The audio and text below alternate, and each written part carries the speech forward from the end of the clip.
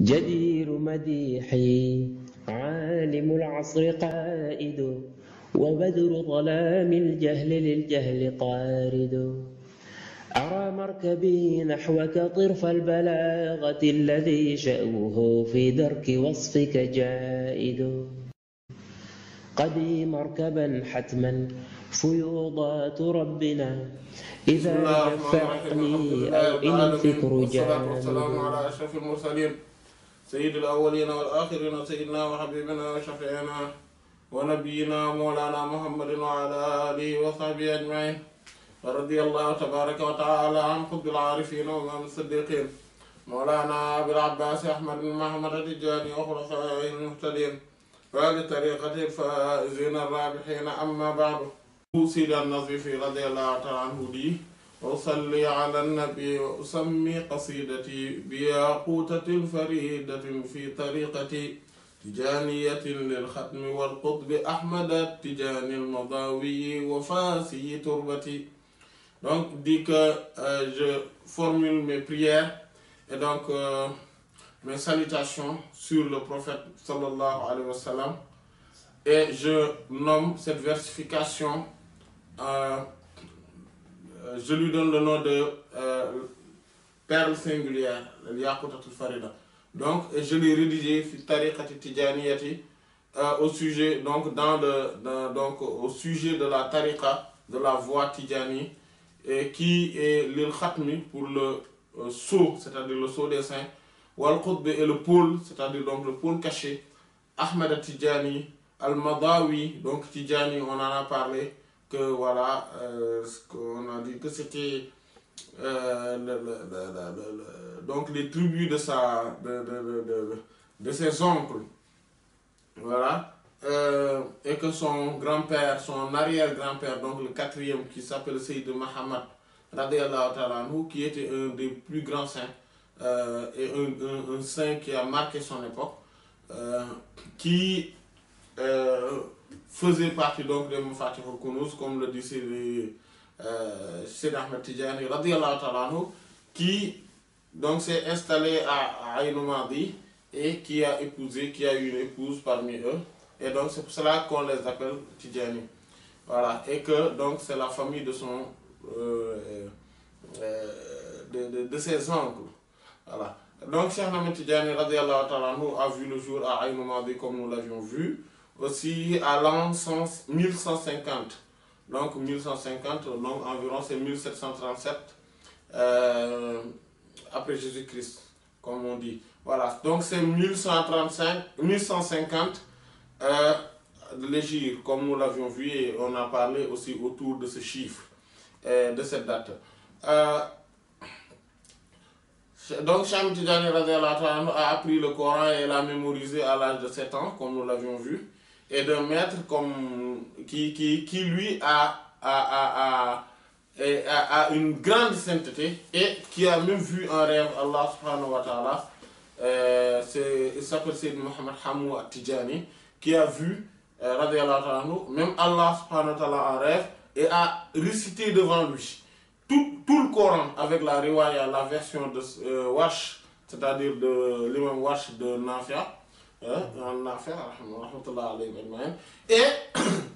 Allah subhanahu wa ta'ala lui a dit: c'est ainsi que je l'ai donné à Jibril alayhi salam, qu'il a donné au Seigneur, au maître de l'existence, le prophète Mohammed sallallahu alayhi wa sallam. C'est de cette sorte-là que je l'ai fait descendre. Donc vous voyez déjà que Sayyid Ahmed Tijani radiyallahu ta'ala anhu a reçu la science la plus importante, c'est-à-dire la plus primordiale, qui est la science, c'est-à-dire le Coran. Et cette mémorisation du Saint-Coran, Cheikh Ahmed Tijani radiyallahu ta'ala anhu l'a reçu de ce grand monsieur, de ce grand saint. Et il a donc, à cet âge-là, c'est-à-dire à l'âge de 7 ans, comme nous avions vu, il avait déjà fait 7 hajj. Il avait déjà fait 7 pèlerinages. Voilà. Et il a fait, donc nous avions vu également qu'il a grandi un espace qui est sunni et qui ne connaît pas de bid'a auprès de ses nobles parents. Voilà. Auprès de ses nobles parents. Donc c'est Mohammed ibn Ahmad. Donc voilà. Donc c'est son père, Mohammed ibn Mukhtar, ibn Ahmad, ibn Mohammed. Voilà. Et ibn Salim. Voilà. Et donc son père là, radiallahu ta'ala anhu, et donc aussi c'était un grand monsieur dans la sainteté. Et de même que sa maman, c'est la Aïcha Sanoussi, radiallahu ta'ala anha, qui est tidjaniye aussi, donc qui est Sanoussi, voilà, dont son père, c'est Mohamed Sanoussi, radiallahu ta'ala, qui est un grand savant, un grand saint aussi. Voilà. Il a grandi, Seyd Ahmed Tidjani, radiallahu ta'ala, a grandi dans cette sphère où il n'y a que la sunna, et dans son environnement, il n'y a que la science, la sunna, etc. La preuve en est d'abord c'est-à-dire que ceux par qui il est passé, les maîtres par qui il est passé, mais l'autre preuve, c'est le fait que, tout simplement, à cet âge-là, il eut fait quand même cette pèlerinage. Ça montre combien ses parents sont attachés au symbole de l'islam. Voilà. Au lieu d'aller en vacances, bon, dans les Vosges, voilà, Las Vegas, etc., ils ont préféré aller chaque année à la Mecque pour faire le pèlerinage. Et bien sûr, passer à Médine aussi pour faire la visite, pour rendre visite le prophète sallallahu alayhi wa sallam, leur noble ancêtre, sallallahu alayhi wa sallam. Voilà. Donc, Cheikh Ahmed Tidjani radiallahu ta'ala donc est passé par donc à l'âge de 16 ans, comme nous l'avions vu, et il a eu une épidémie, donc qui a eu raison de ses parents. Donc ils sont décédés. Donc par cela, c'était donc à l'an 1166. Voilà. Donc voilà, qui correspondait. Voilà, donc là, il avait 6 ans. Voilà, il avait 6 ans. Et donc, Cheikh Ahmed Tidjani radiallahu ta'ala anhu a grandi, était devenu un grand homme, un grand moufti et un grand savant à bas âge. Parce qu'à l'âge de 15 ans déjà, dit-on qu'il mémorisait beaucoup de livres, et voilà, il était d'une science océanique. Voilà. Il a appris donc le Mukhtasar de l'imam Khalil, les commentaires, donc notamment de celui de Cheikh Dardir. Il avait la Muqaddima, le Muqaddimat Ibn Rushd, il l'avait appris aussi, etc. Et donc tant d'autres livres. Et il mémorisait à bas âge, donc avant même d'avoir 17 ans, il mémorisait déjà les 2 sahih de l'imam al-Bukhari et de l'imam Muslim rahimahullah. Et en plus de cela, il y avait les 4 sunan et le Muwatta et d'autres livres encore.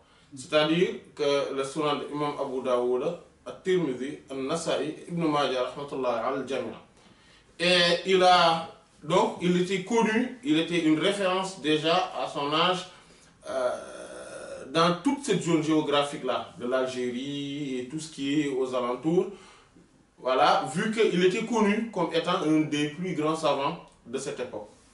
Voilà. Et sur toutes les matières de sciences, il était connu, on l'appelait Alim Kulli Fannin, c'est-à-dire quelqu'un qui est un savant, mais qui dans chaque domaine où on voit qu'il a le plus haut niveau. Voilà. Qu'il a atteint le plus haut niveau. Et il a accédé, il est passé, après, Cheikh Ahmed Tidjani radiallahu ta'ala anhu, à l'âge de 21 ans, il avait commencé à faire donc ses voyages. Il a fait donc il a quitté donc Aïn Madi pour aller à Fas. donc pour aller dans l'université de Qarawiyyin aussi, qui est une université mosquée en même temps, et où il y a des grands savants. Il a rencontré en cours de route plusieurs grands savants. Et certains lui ont beaucoup prédit, comme Sayyidi Mohammed Hassan al-Wanjali, qui lui a dit que, parce que radiyallahu ta'ala anhu, qui était un très grand saint, qui était particulièrement connu par sa grande ouverture spirituelle et par son dévoilement spécial. Et qui lui avait dit que tu vas atteindre le sans nul doute la station de Sayyid Abul Hassan al-Shazili radiyallahu ta'ala anhu. Voilà. Il y a aussi Al-Wazani, Sayyid Tayyib Al-Wazani, qu'il avait rencontré également, rahimahullah, radiyallahu anhu, voilà, qui lui donc aussi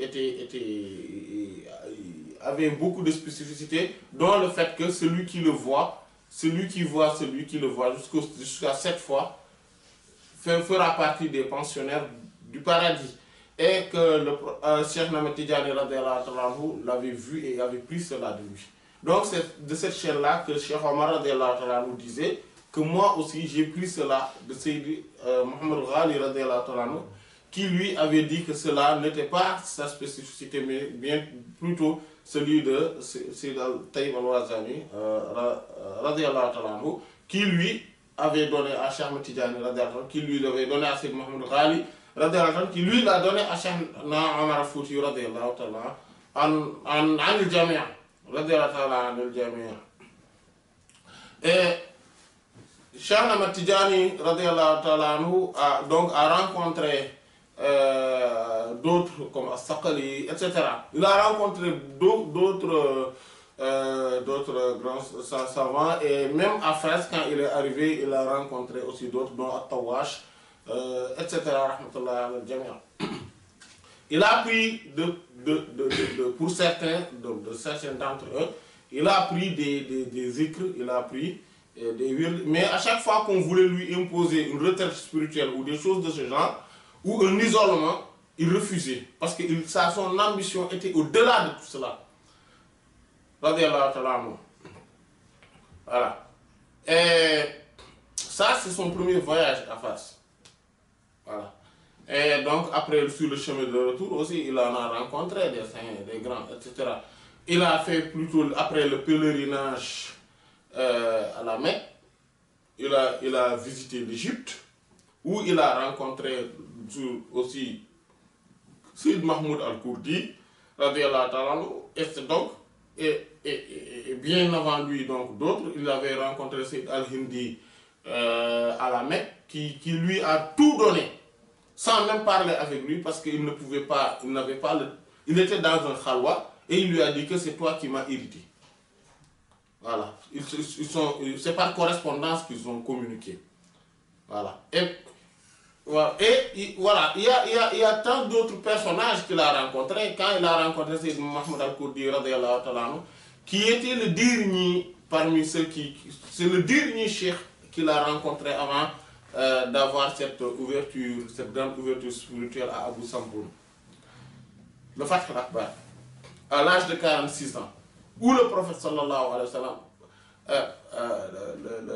le prophète sallallahu alayhi wa sallam lui dit que maintenant tu peux laisser tout ce qui venait des autres cheikhs, et maintenant c'est moi qui t'éduque. En réalité, tout ton passage là, c'est moi qui t'éduque. C'est pour ça, il y en a certains qui le voyaient et lui disaient que, comme Al-Wazani lui disait que Allah a saisi dans ta main. Voilà.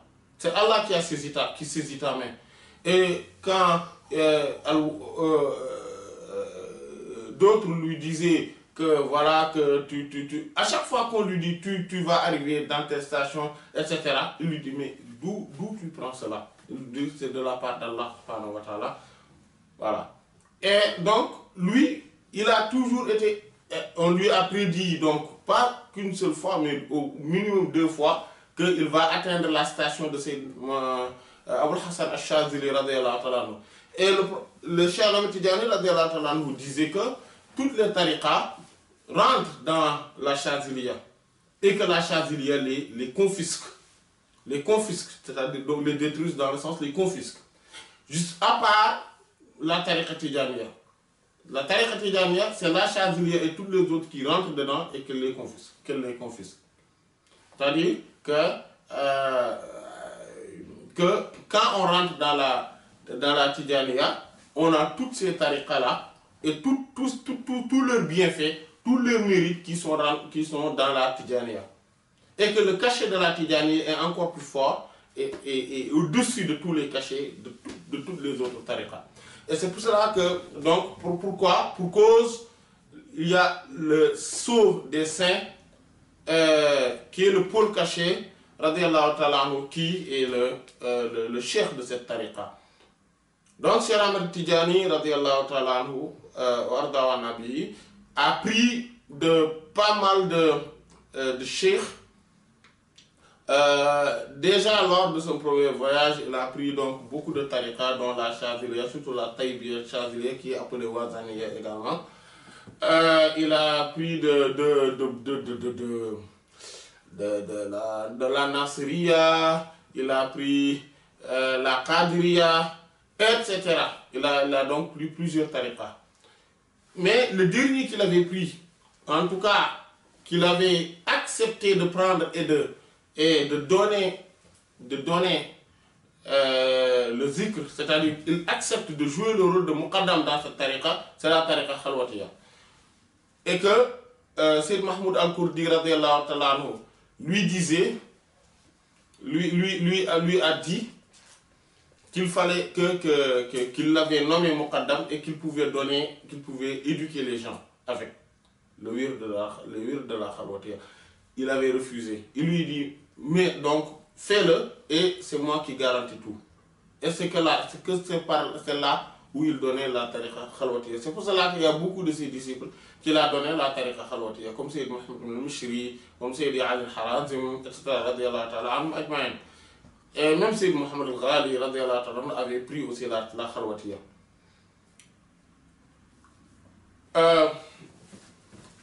Et Sayyid Mahmoud al-Kurdi radiallahu ta'ala anhu lui avait dit, en fait, avant de le voir, Cheikh Ahmed Tidjani radiallahu ta'ala anhu avait vu Sayyid Mahmoud al-Kurdi radiallahu ta'ala anhu en rêve.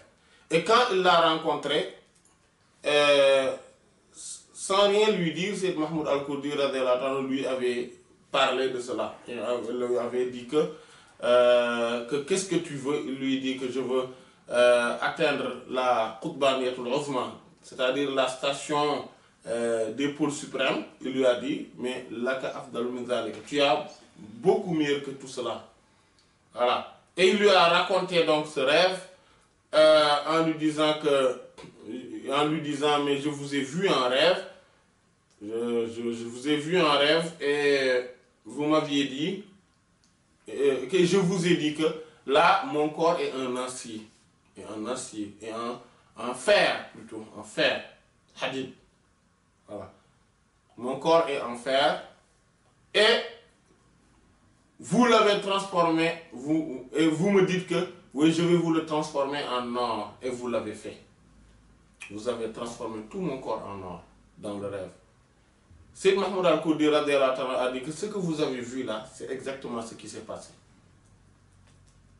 Voilà. Mais après, donc, c'est après que Seydi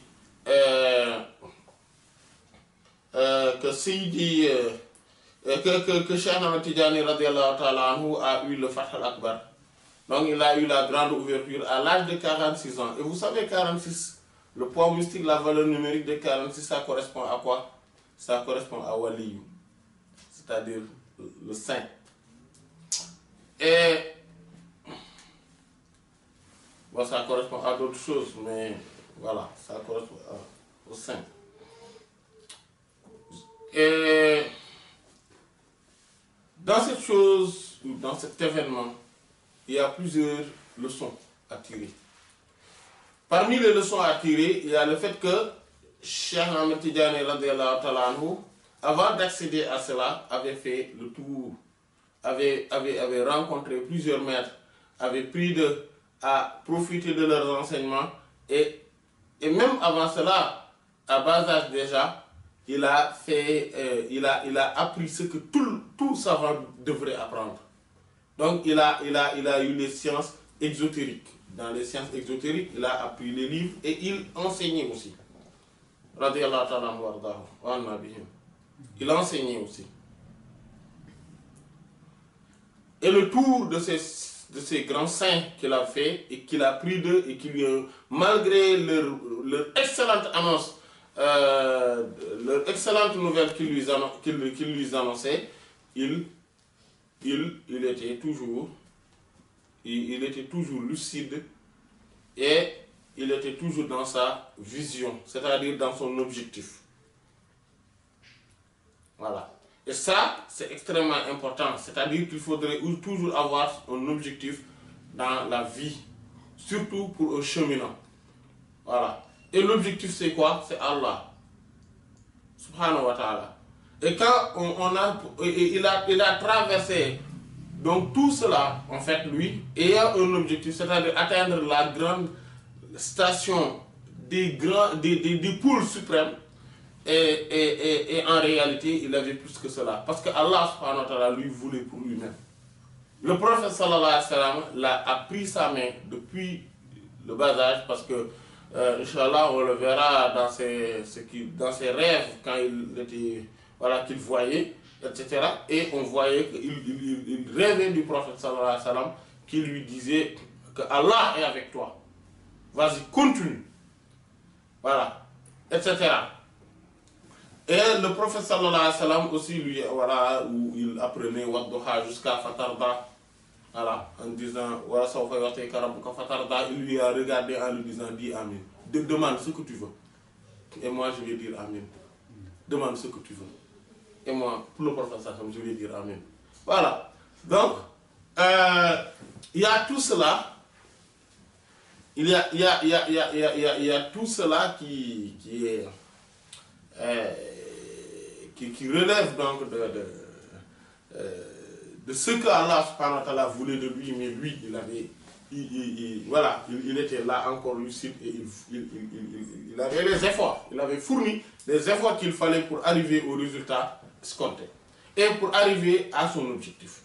Et il a eu au-delà de tout cela. Et il faisait partie de ses attributs, de ses qualités, de ses vertus, radiyallahu ta'ala anhu, le fait de, à chaque fois qu'il commence quelque chose, il fait tout l'effort qu'il faut pour l'aboutissement, pour l'accomplissement et l'aboutissement de cette chose-là. Ça, c'était le caractère de Cheikh Ahmed Tidiane, radiyallahu ta'ala anhu, wa radahu anna bihi. Et donc, Cheikh Ahmed Tidiane, radiyallahu ta'ala anhu, sur cet événement-là aussi, on peut apprendre, on peut en déduire le fait que, quelle que soit ta station qui t'est destinée, il y a des choses, si tu ne fais pas partie de ceux qui sont juste dans l'attraction, et il faudrait quand même cheminer pour le faire. Et ce cheminement-là est la meilleure des choses. Allah subhanahu wa ta'ala a choisi pour le sceau des saints, Cheikh Ahmed Tidiane radiyallahu ta'ala, la meilleure des choses pour dans le chemin, dans la voie de la spiritualité. Et c'est quoi? C'est le cheminement. En fait, l'attraction c'est bien, ce sont les gens qui sont ravis d'Allah, voilà, le majzoub, les attiris, voilà, qui sont dans l'attraction, dans les hautes présences divines. Mais cette attraction-là doit être accompagnée par un cheminement, donc par un effort permanent, par une abnégation et par par la patience, par l'endurance et par le fait d'aller vers ce qui nous mène davantage vers Allah subhanahu wa ta'ala. Et c'est ce que Cheikh Ahmed Tidiane avait bien compris. Et pourtant, c'est lui le sceau des saints qui abreuve, c'est lui le pôle caché, qui abreuve et qui approvisionne l'humanité tout entière depuis l'existence des saints, de la sainteté, jusqu'à la fin des temps. C'est lui, ce Paul-là. Et pourtant, il a fait un cheminement comme tout le monde. Il a cheminé. Il a essayé d'aller vers Allah, subhanahu wa ta'ala, d'affranchir les barrières, de traverser les entraves, d'accéder à Allah, subhanahu wa ta'ala. Et il a eu à voyager, il a eu à rencontrer des maîtres, il a eu à être dans leur service tant soit peu, il a eu à profiter d'eux et considérer que ce sont vraiment eux des saints et que lui, il est dans la quête, dans la spiritualité. Et il a eu à faire cela, mais comme tout le monde. Voilà. Comme tout le monde. Et c'est ça le chemin. Voilà. Et c'est ça le chemin. C'est pour cela que, quels que soient les dons avec lesquels on est né, quelles que soient les prédispositions qu'on a dès le début, il faudrait toujours faire l'effort pour aller encore en avant et pour encore être mieux. Et voilà cette mentalité que Cheikh Ahmed Tidiane radiyallahu anhu nous a léguée. Voilà. Cheikh Ahmed Tidiane radiyallahu anhu, il y a aussi l'autre chose, c'est que ceux qui ont le fath très tôt ne sont pas obligatoirement les meilleurs. Parce que voilà Cheikh Ahmed Tidiane radiyallahu anhu, qui est pourtant le sceau des saints, qui, son esprit abreuve, approvisionne l'humanité, l'existence tout entière. Et pourtant, son fath est venu tardivement, c'est-à-dire à l'âge de 46 ans. Parce que dans un rêve, dans une de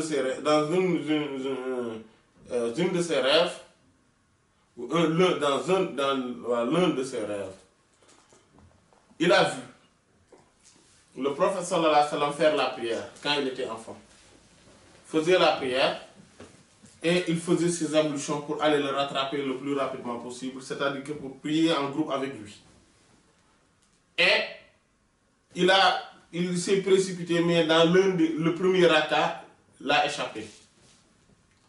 Et il a rattrapé donc le prophète sallallahu alayhi wa sallam dans sa prière au deuxième raka. Et il a compris dès lors que ce que Allah subhanahu wa ta'ala lui a réservé, il le verra dans la deuxième moitié de sa vie. Voilà. C'est pour cela qu'il y a certains saints qui cheminent pendant longtemps sans avoir le fath al-akbar, mais cela ne signifie pas qu'ils ne sont pas, qu'ils sont moins grands que ceux qui l'ont eu très tôt. Voilà. L'âge qu'on a eu le fath al-akbar n'est pas déterminant. Voilà. N'est pas déterminant sur la grandeur de la personne. Voilà. Lui, donc le prophète sallallahu alayhi wa sallam, donc lui est apparu en état d'éveil. Il a pris, donc il